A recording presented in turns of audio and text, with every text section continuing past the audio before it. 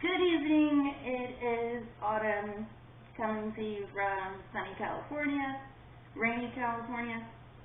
I just decided to make a series of videos so that I can track my off-ice progress. A lot of my friends have finally convinced me to get out there and compete in the adult track this season. So that's something I'm really looking forward to. I've had a lot of friends that are really encouraging me to go ahead and pursue my old dreams of competing again. So I really started making these videos because I am recovering from a hand injury. I had some broken fingers and broken knuckles, and I'm super glad to be able to use my hand again, especially for my workout purposes. So I just decided, coming back after this injury, I really want to be able to track my progress better leading up to competition, and maybe if I have any tips or helpful tricks or helpful off-ice conditioning exercises and things that I do daily, but I never record myself doing them. So I'm just going to run through some of my workout, and I hope that you all follow along on my journey to competition.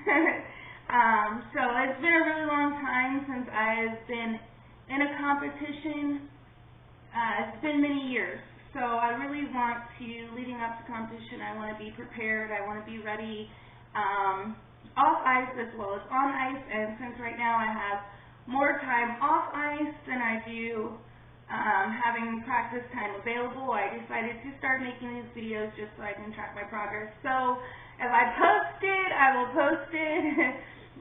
If not, these are basically just my videos to get myself ready so that I'm conditioned and back to the level that I know I can be at.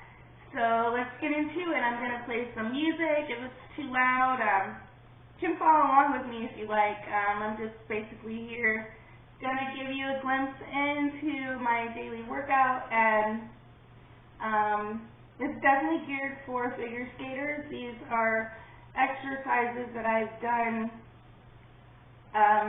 pretty much every day since I was about 6 years old. So these are a mixture of ballet, yoga, and other off-ice skills that transfer onto the ice really well and help you have a solid foundation. So let's get into it. DJ cue the music.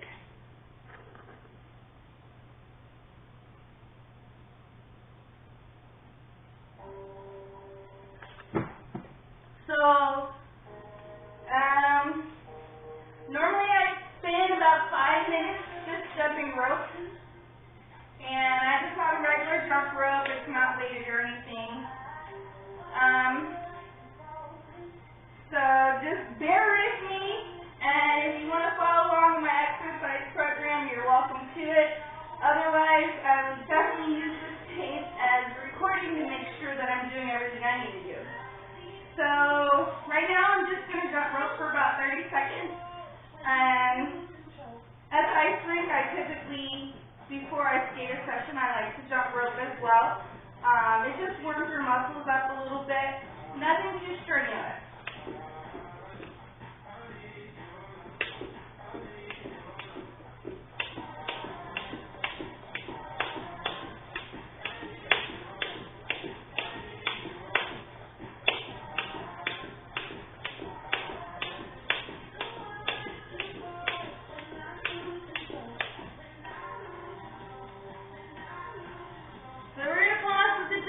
There.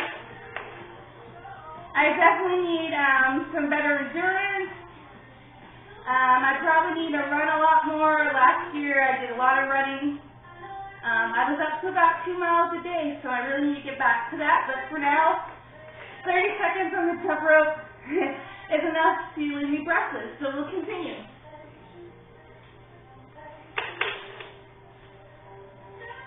So, let's be doing next is just really a mixture of ballet and yoga. These are specific ballet moves that my instructor taught me when I was young. And they're basically just geared for skating. And they're mostly similar to pliés or squats. And that's just to make sure that I'm keeping my leg strength up. On a day-to-day basis, I typically try to do about 100 squats a day if I can. But I'm going to stretch out a little bit first. And this is the same routine of stretching that I do a lot.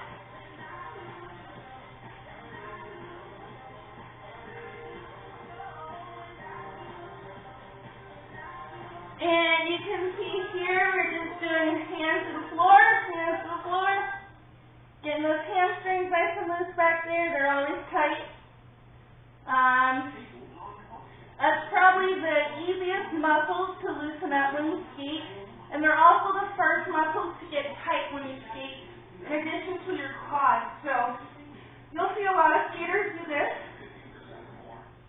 and that's just loosening up the muscles in the front of your thighs when they get tight. So we're back to our stretches.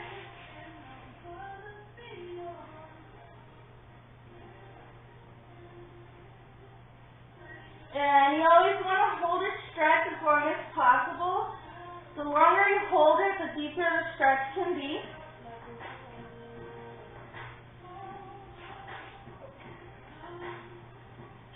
And I forget what this stretch is called, but it's really good for opening up your hips. So this is a good position to sit in a lot of time because it really stretches your hips. And you can push down as far as you can go. Obviously, I'm not going very far, but it's still a good stretch and it feels really good.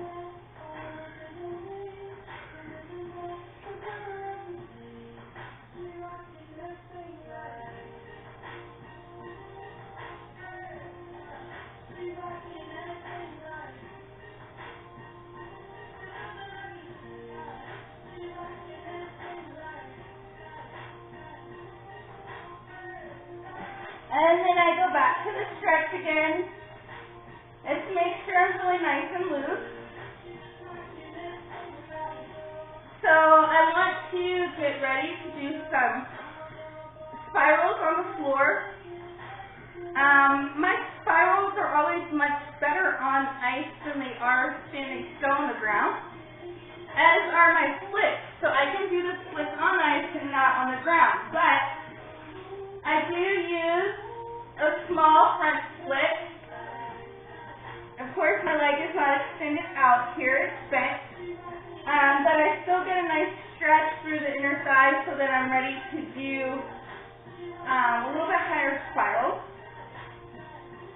And we're going to lean.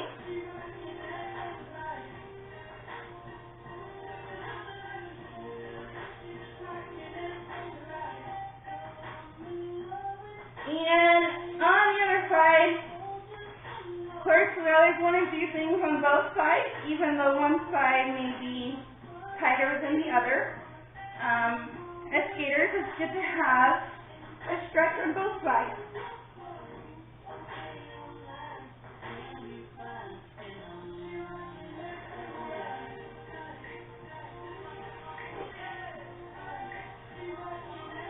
Okay, so now my legs are feeling a lot looser than they were. They feel a little bit more stretched out.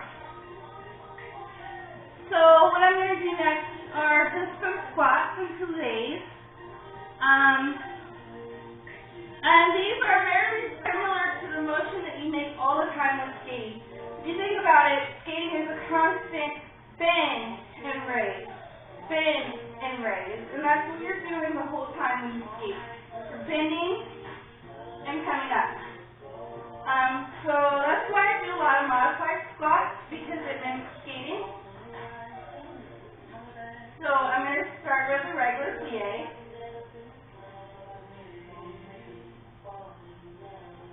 Always try to be aware of my hands and my fingers.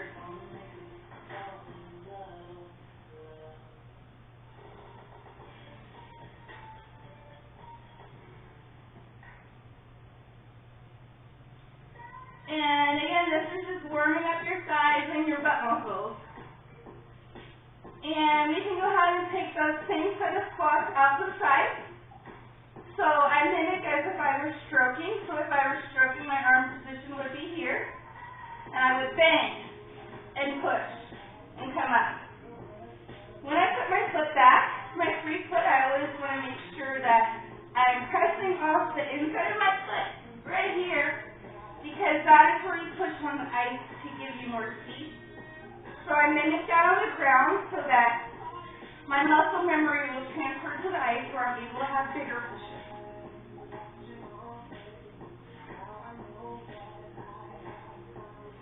I also worked with Laura Lee Gazito with Ross and Ice Shows the year before last.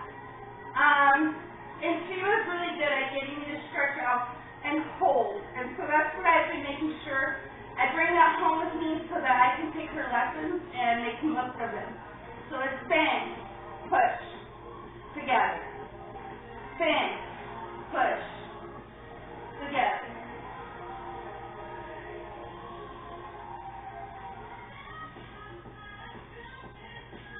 Always want to make sure that you're coming smooth as possible to make it all one smooth motion.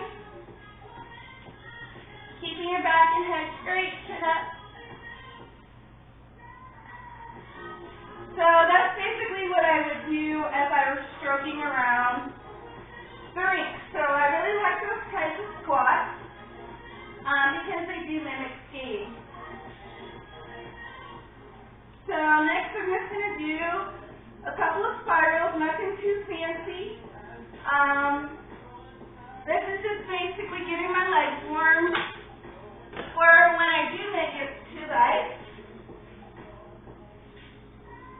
And we'll use the chair for extra balance this time.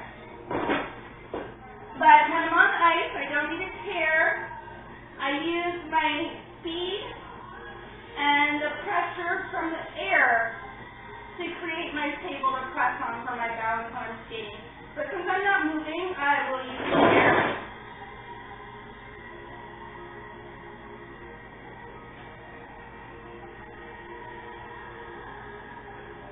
And I can turn it to an outside edge. Make sure I get up as high as I can. I try to keep the arrow best position.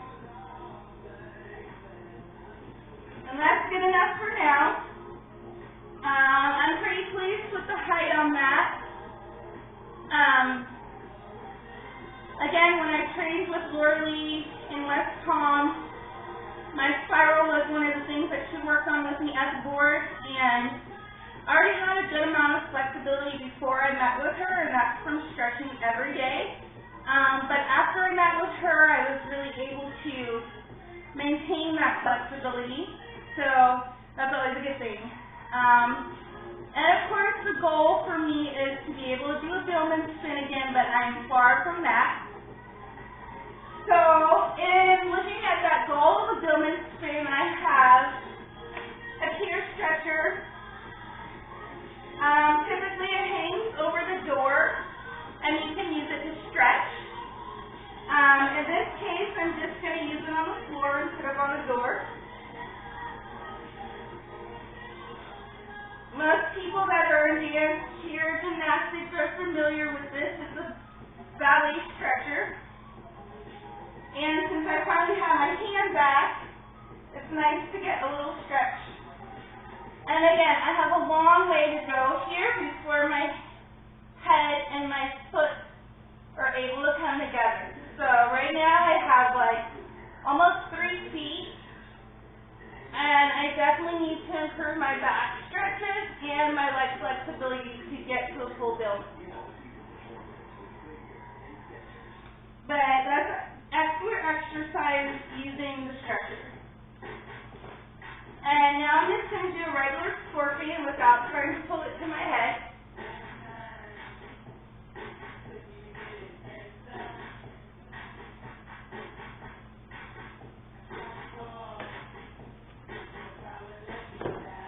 Alright, so I typically drop back into my feet strap when I'm getting tight in here. Of course, when you're younger, you don't notice such things, but I do want to make sure I'm as loose as possible.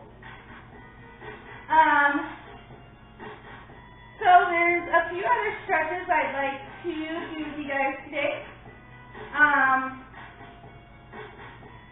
Those are just the basic stretches that I do. I always add yoga, which I'm going to skip for now. But any form of yoga is great for skating, right? So I think we will go and move on to some jumps and spins on the floor, and maybe a little bit of time on the spinner. The off-ice spinner has helped me a lot, but one point to make note of: the position that you spin on when you're on a spinner on the floor is pretty much different of where you spin when you're on ice and skate. When I spin on the spin board, I think of keeping my weight on my outside edge in the middle. When I spin on my skate, I think of keeping my weight right behind the ball of my big toe. So those are two differences that I try to make adjustments for going from the floor on a ballet spinner to skate. But the spinner is still really helpful, and I haven't been on it in a while, so let's see if we can do a few backspins.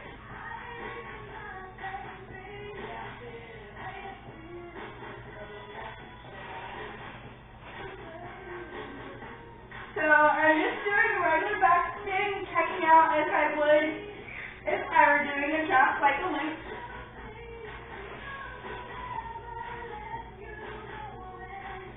And this is where you want to be when you land, of course. So the spinner is just a lot of fun. And it has been really helpful for me, even though the feeling is a little bit different than it is on the ice. I do like the spinner. Okay, so it's a great off-ice tool. I love it. The other thing I use are these ankle weights. These are 5-pound ankle weights. They pretty much mimic the weight of my skate boots. So for these, I will typically get on the stair stepper with these on to help me build my leg and ankle strength. Walk around the house with these on. And they're just really good as far as strengthening, especially in my ankles and my legs. So I got 5-pound ankle weights for that. And then my stair steps, typically I just try to do about a 30 minutes at a time on the stair step. You can do whatever you like. I'm still a big fan of James Fonda, so I will do lots of James Fonda workouts. But again, the stair step, it's just a step. You can do different things.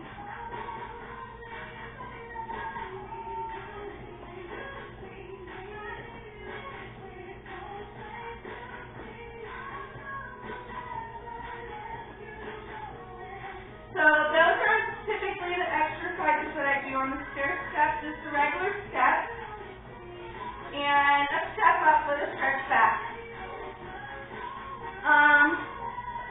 And again, the stair stepper is also good for strengthening. Video's getting kind of long, guys, and I'm already sweating and hot. But when I get back to the ice, it will be nice and cool. So next, I'm just going to run through my single jumps on the floor. And this is basically to help me get the timing of jumps. So I always start with singles and work my way up to what I can from there. So one exercise that I like on ice is power pulls into a back volley. And of course I'm left-handed, so right-handed folks will have to reverse all these directions, but Wally really helped me to stay over my skate, to be able to have a nice controlled landing. And I just like Wallies. I like Wallies. But doing the power pulls into the mix is technically harder, and it's just a good warm up. So you would do simulate a power pull. So you're outside edge, inside, whoop, outside, outside, outside, outside, and then you have your Wally.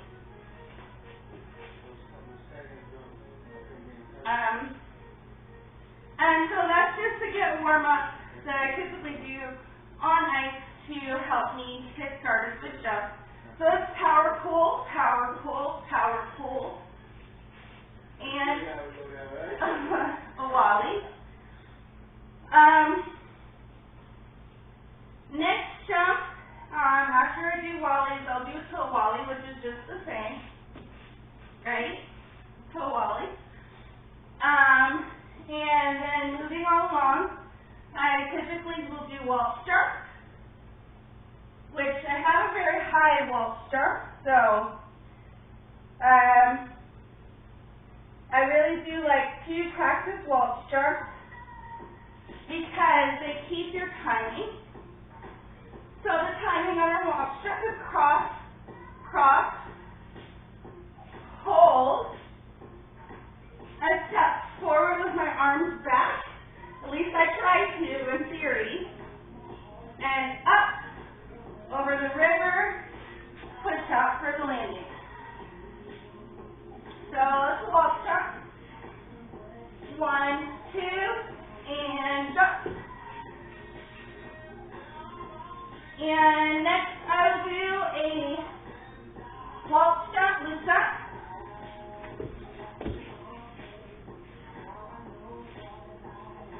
And walk jump, loop jump again is excellent for building axles. So that typically is a lot easier on the ice than it is on the ground. So next we're going to do a loop jump. So you're here, and the timing on a loop jump is 1, 2, and jump. Everything square. Ankles, knees, hips, tummy, shoulders, head up, and everything is square. And one thing I've really been working on is my landing on a loop jump. I don't want any movement for my core. So that's one thing I've been really working on with loops. So you're at 1, 2, here. And again on the loop. 1, 2, and so we're going to move on a flip, flip. I count my timing the same way, 1, 2, and jump. The 1 and the 2 are generally the edges leading into the jump. The and is my knee bend, and the jump is the jump. 1, 2, and jump. Okay, so we're going to do flip. 1, 2, and jump. And move on to Achilles. The same timing. 1, 2, and jump. And we got cow cow left to do. Cow cow, I would like my timing to get better for a double cow. So I will have to repetitively do single cows into a loop jump, single cow into loop jump, so that I can get comfortable with my air position again for double cow. Double cow is my favorite jump growing up. 1, 2, and jump.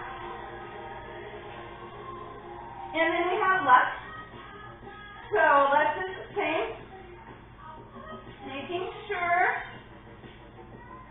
that your hip stays up. That's a common problem for me. I tend to drop my hip as my free leg moves back. I don't want my hip to be here when I kick. I want my hip to be up. So when I'm holding it here, I'm very focused on keeping my hip up, almost to where it feels higher than my other hip and not even. So that when I do go back, I'm not losing it and dropping it. So the timing is the same.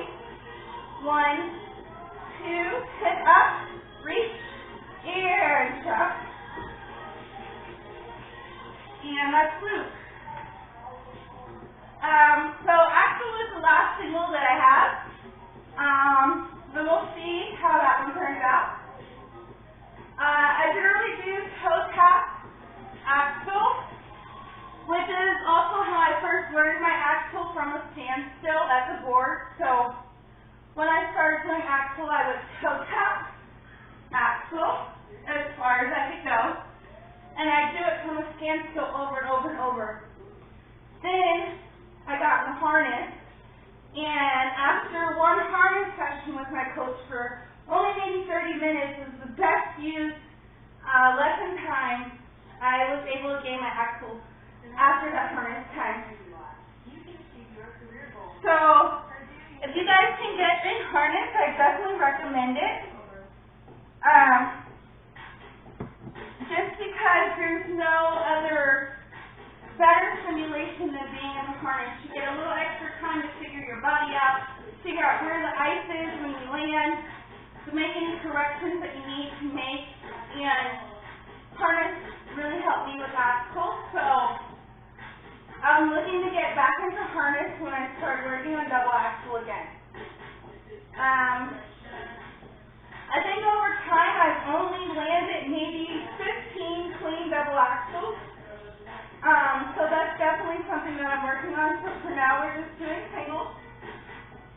So the timing is the same as a walk stop, except this time I've learned from a toe tap. Straight up.